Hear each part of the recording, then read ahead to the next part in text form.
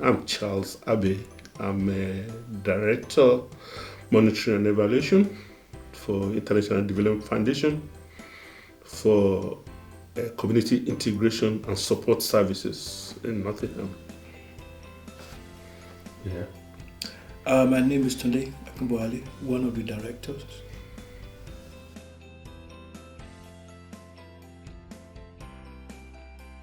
IDF was set up in 2015.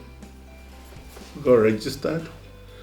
Actually, IDF is the International Development Foundation for Community Integration and Support Services. This is we work within the community. As a matter of fact, where we are now, this center where we call it Community Education Center.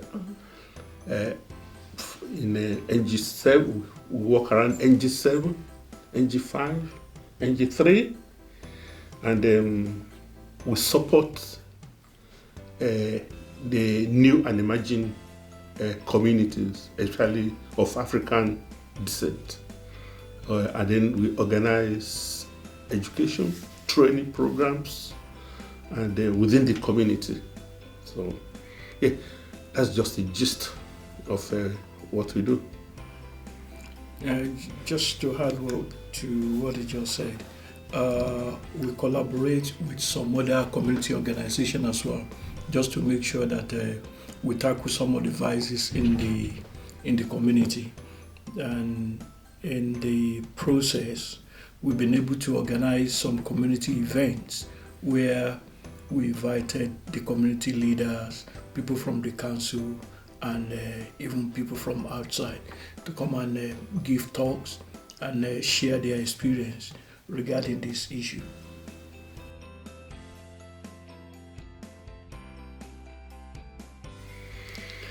The best experience is probably cut across so many fields.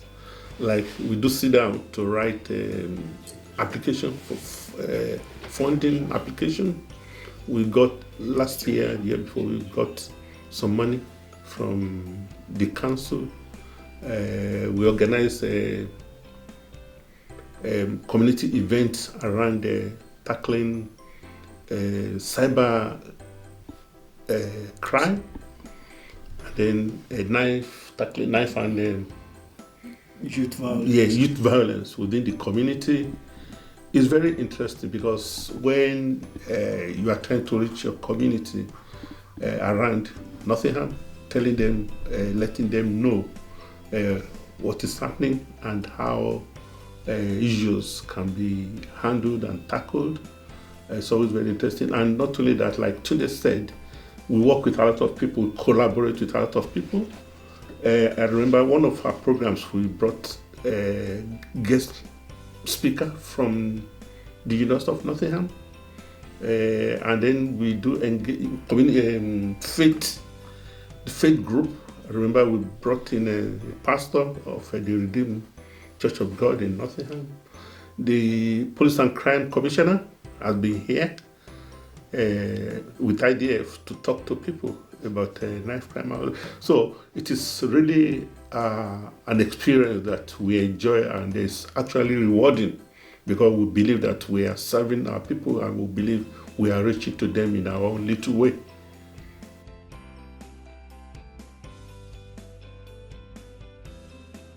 I think the issue of the knife crime in the country generally is worrying, and when we are talking about knife crime, especially in the community that we live in, we notice that people are worried about it, and they probably come maybe by the time we meet and we discuss it, you can see how worried they are. And sometimes something that worries us as well as an organization is people sort of believe we have a solution than enlightenment that we are just giving.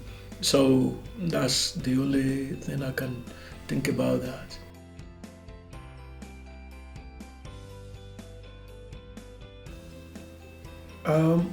I think the issue it has been established that there is a link between knife crime and crime generally and mental health, either in terms of perception and or in real sense. And within the African community, there's been a situation where maybe some of the challenges that the youth are going through made them maybe vulnerable in terms of maybe carrying knives and things like that, because they probably, some of them, maybe out of maybe low esteem, and some of the problem they bring in from their background sort of affect them maybe mentally, and the pressure on the young ones generally now, especially from the peer pressure, that either you look after yourself or somebody else look after you. So I think that is a very important issue that we need to highlight in the community, and even to the power that be, to let them understand that there is a link between the mental health and crime, and knife crime in particular. So we need to look at that. Yeah, maybe in addition to what Tunde just said, you find out that whatever action we take is a product of combination of so many things going, especially amongst the youth, amongst the young people. The tendency, the psychological reason behind every action they take, and with the situation of things, frustration, they could be frustrated, and with little things they get carried away, and they get distracted, and before you can bring them back, they start reacting violently. Any little thing, because the ability to cope with stress is minimal, especially if they are from they come from a background that is not where family love or family togetherness is not there, and where children are allowed to do whatever they like. They can go anywhere and come back at any time, and nobody is actually checking them, the type of people they move with. So they join gangs. So that's one of those things. And sincerely, whatever happens, it's a product of what is going on in the mind and in the brain. So you cannot divorce action, either positive or negative, from the mental state of an individual.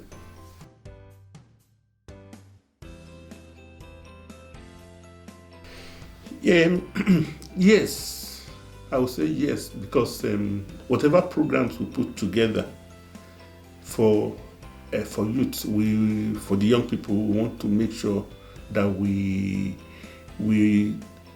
do it in such a way that we let them know what is actually happening within the community. I remember when we organized the tackling cyber crimes, we invited parents and we asked them to come with their children. And when the lecturer started talking, he was actually addressing the young people.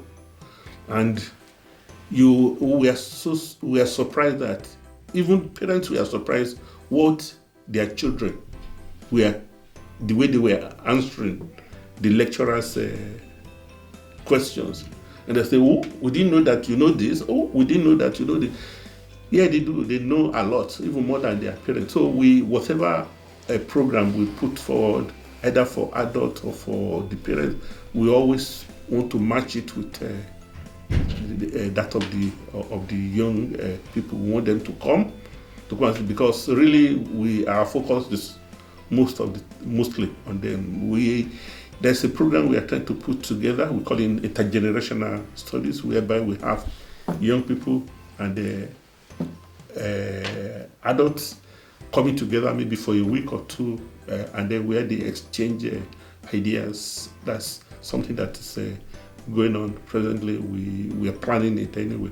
If we get funding for it, then we take them out of their comfort zone to an area where they're not too familiar with, so that they can really feel free to interact with each other. We believe that the intergenerational program will help the young generation, because they will be able to learn from a significant other, somebody who's more experienced, who has more experience of life than them. So we have that in mind. So there's no program we actually do here that we do not consider the young people.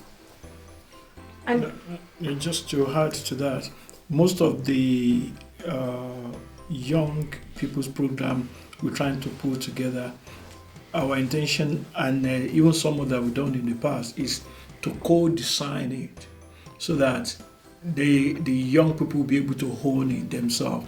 Because one of the problems we have in the society is we like to profile the solution without actually checking whether that solution works for the people that you really want to help.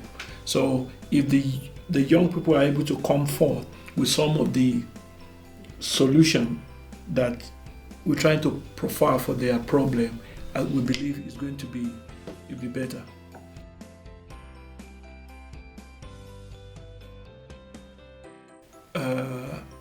A lot. And the first one is maybe, which I believe is applicable to almost every charity or semi-charity organization, is the fund. So that has been a problem. But apart from that, the community, to engage the community themselves, is another problem, because some of the problem that we see as problem, some people don't see it as a problem at all. And especially within the African community in particular, unless a problem actually walk to their door and shake their hand, they don't really count it as a problem. For example, one of the area that we are working on and collaborating with other organizations is the modern slavery. When you talk of modern slavery among the African community, they don't really believe there is anything so serious about it. And apart from that, they don't believe they can do anything. So the belief or the approach is, what can we do? Whereas they can do more. So that is one of that is a problem. The another challenge is working with other organizations themselves. So we seem to have all these mushroom organizations preaching one gospel or the other. Whereas if we are able to come together with one voice, there will be that kind of a project will have more impact than we are having at the moment.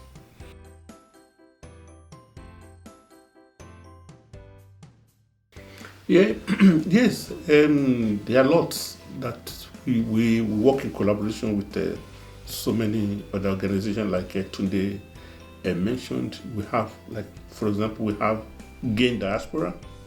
We are very, very much interested in it, and we believe that as an organization, Gain, as an umbrella organization, other organizations like IDF can tap into, because it's more global, it's wider than IDF. So, yeah, like Mujatu, want to work with them, and because these are a reputable organization and the leading, at least in Nottingham, we know how popular And if we can all come together and collaborate and speak with one voice, it will add more credibility to both of us, to all the organizations on that game.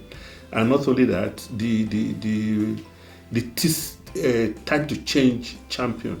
Now the project centrally is winding up. It has even wound up, but we've taken out the BAME, that's the black and ethnic minority. We've taken it out of it.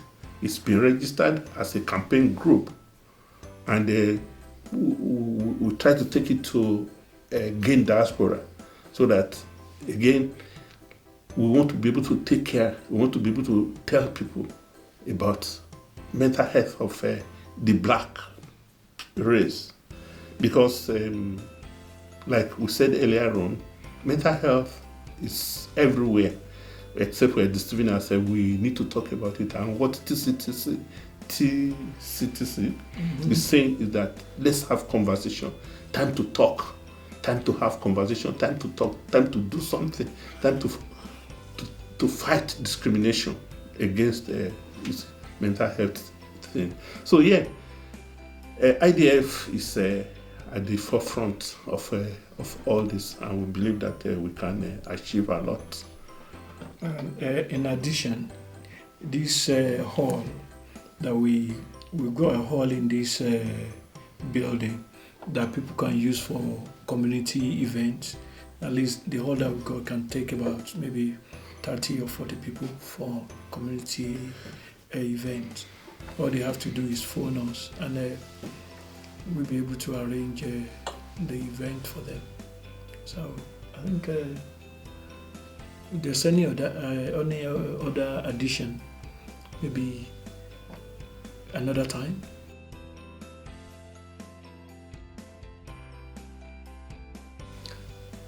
Okay, they can visit our website, interdevfoundation altogether.org. That's it. Internet. The moment you type Interdev Foundation on .org, it will come out there. The email address is interdevfoundation@gmail.com, and our phone number it's 0115 978 0848. And then you can visit us at number 6 Palm Street, Palm Business Center, New Baseford, NG7 7HS. Thank you very much for taking part in the video podcast. Thank you very much. Thank you.